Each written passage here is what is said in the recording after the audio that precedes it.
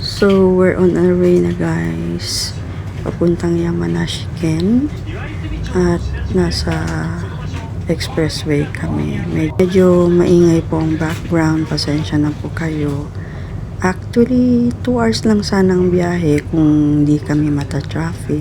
More likely, traffic talaga kasi nasa peak season ang aming paglamierda this summer.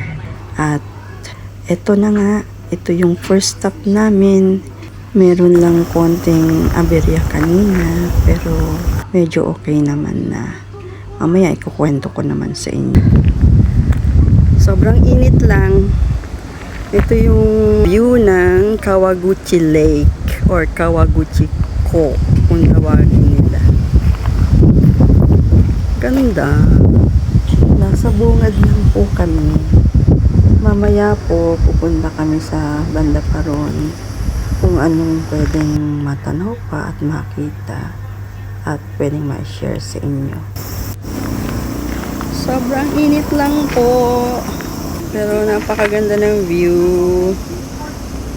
38 degrees siguro ito. Sobrang init.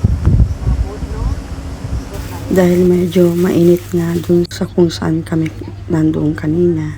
Kung kaya't pupunta kami ngayon sa pinaka main attraction ng Kawaguchi Ko or Kawaguchi Lake. Maraming activities daw accordingly doon sa lake.